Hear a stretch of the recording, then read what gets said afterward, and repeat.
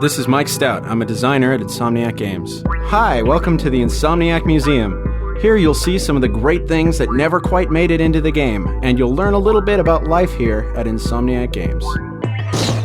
Hello, my name is Brian Allgeier, the design director at Insomniac Games. These floating spherical monstrosities are the elusive gravity spheres, which were originally going to be included in Silver City. They proved to be too difficult, and a bit nauseating, to be included.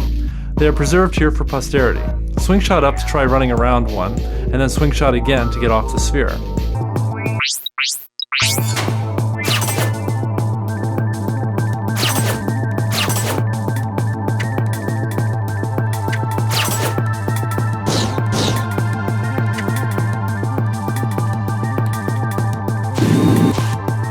Hi there, my name's Tim Trespass. I'm a gameplay programmer here at Insomniac Games. I'm a Leo from Washington, D.C. I like anime and shiny objects.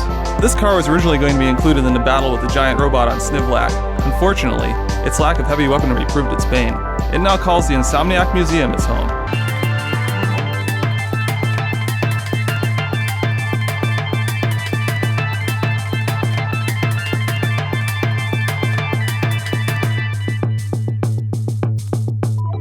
Hi, my name is Tony Garcia and I'm a programmer at Insomniac Games. This wonder of an explosion was created especially for Ratchet Clank 2. Its extreme versatility allowed it to creep into many different places in the game.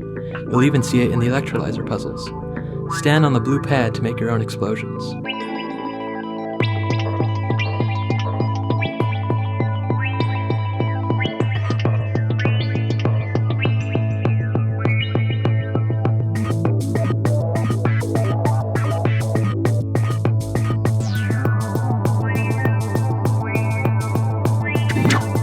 Tony Garcia here. This little demonstration allows you to create your own shot effect. Using the magic of debug technology, you can edit the shot's size and color, and then watch the bandit shoot it at the blockman. Don't feel too sorry for the blockman though, he's evil.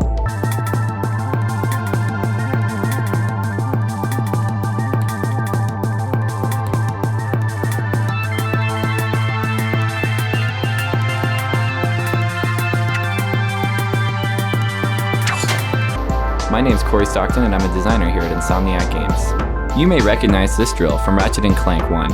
It was held by a large construction worker who gives you a lump of raritanium. This was originally a weapon called a revolverator. Ratchet would strike enemies with it and then spin them over his head.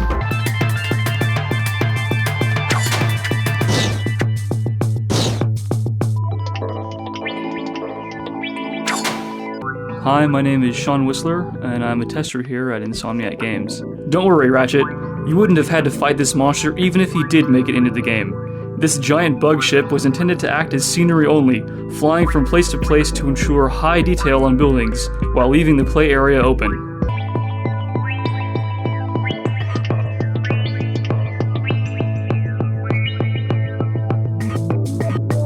Hey, it's Tim.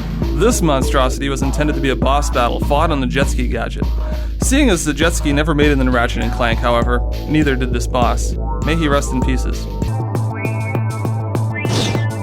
Sean here.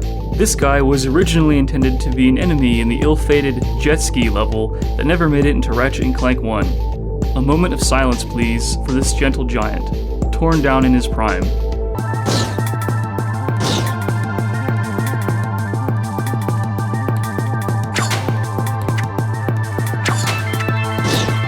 Greetings, this is Oliver Wade, the animation director at Insomniac Games, doing an atrocious British accent. This is the original Gadgetron vendor from Ratchet & Clank 1. The official reason it was cut had something to do with saving memory. The real reason has a lot to do with squirrels, hacksaws, and our lawyers. I can say no more, because I am no longer able to do this accent.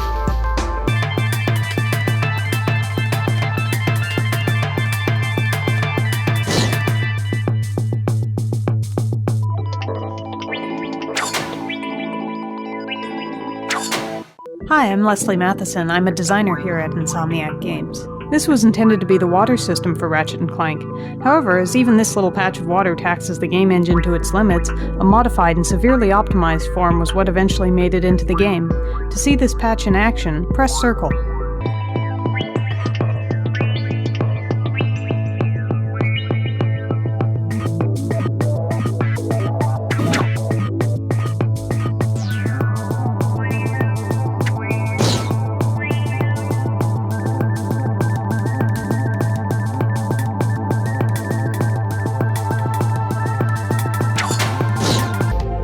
Yeah, this is Oliver Wade, the animation director here at Insomniac Games.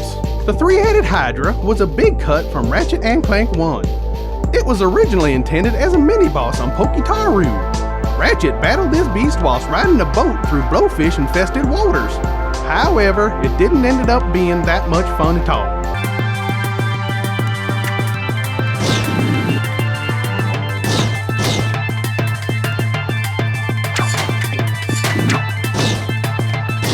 My name is Chris Town, and I'm a tester here at Insomniac Games. Here at Insomniac, we're so hopped up on caffeine that we bounce off the walls! You can do the same with these gravity ramps!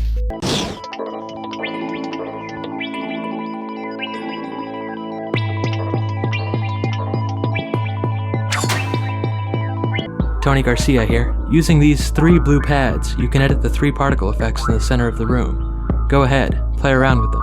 You can achieve some truly great effects this way.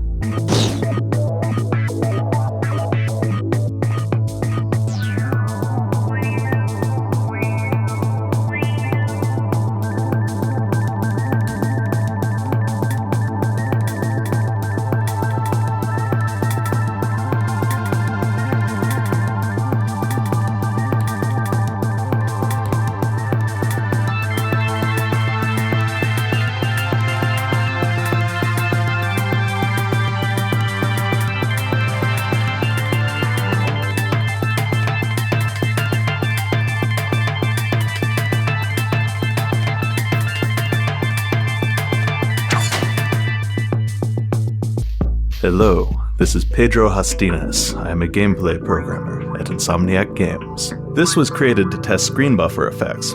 Screen buffer effects are used to create things like distortion bubbles and heat hazing. This, however, ends up looking like a hall of mirrors. Can you guess why?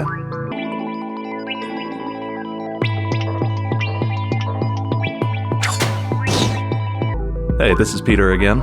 This dummy was created to test the new reaction system which we added to Ratchet & Clank 2. With this system, enemies would always be sure to react appropriately to being damaged without a ton of hassle. Go ahead and hit him. He won't mind.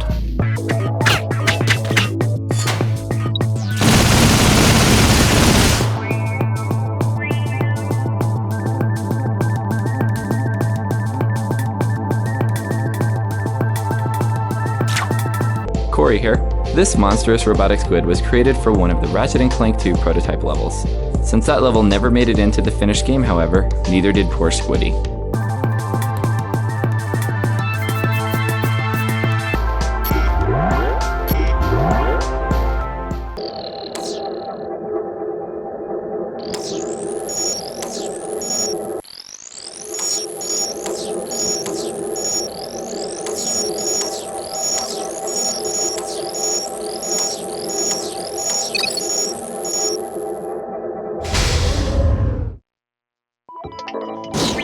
Hey, this is Peter again.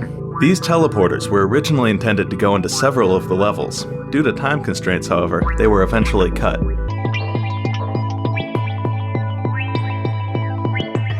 Brian Allgeier here. These escalating rows of blocks were used when we were in the early stages of creating Ratchet & Clank 1. They were used to test Ratchet's jump heights and jump distances to see which would be the most fun.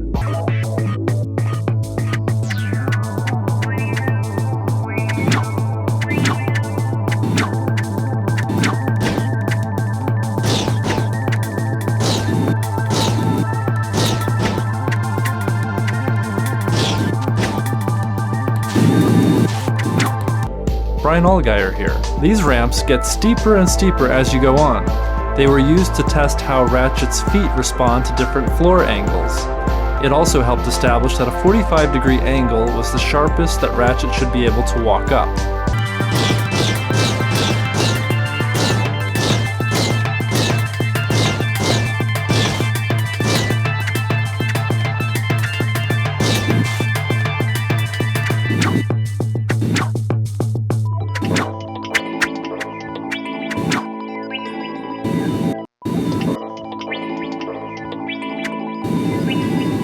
Brian Allgeier here. These walls, which range from narrow to wide, were used to test wall kick distances for the original Ratchet & Clank.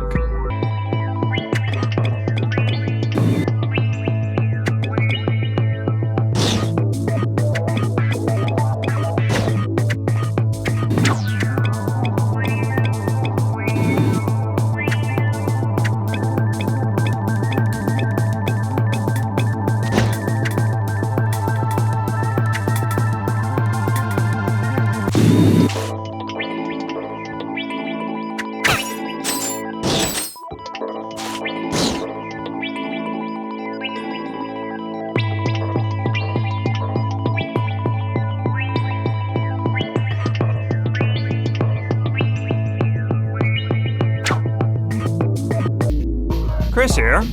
This helmet was the original model for the Hologuise gadget in Ratchet & Clank 1. It was eventually changed to the handheld model you see in the finished game for reasons unknown. However, we once again suspect it was due to the squirrels with hacksaws.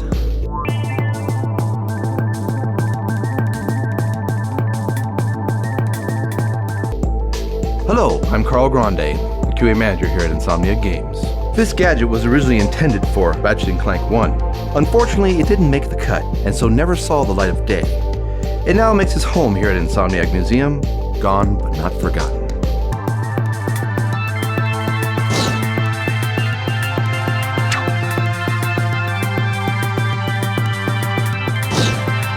Mike Stout here. Have you ever wanted to create your own Infiltrator puzzle? Well, now you can. Just stand on the blue pad and play around with the values a bit. Confound your friends and amaze your enemies.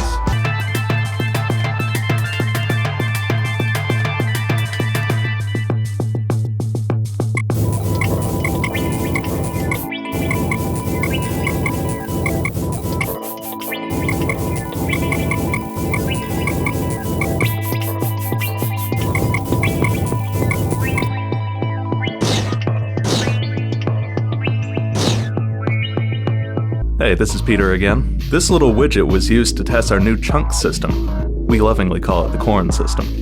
Notice how all the breakables in this game are much prettier? Well, that's corn working hard for you. Give it a whack and see what it does.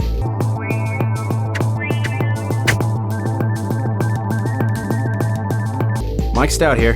Fear the random robot NPC. This robot never made it into Ratchet & Clank 1 because of the fabled Day of Poultry, when chickens swarmed over our offices and pecked the computer, holding this mechanical darling to pieces. We were able to retrieve her eventually, though.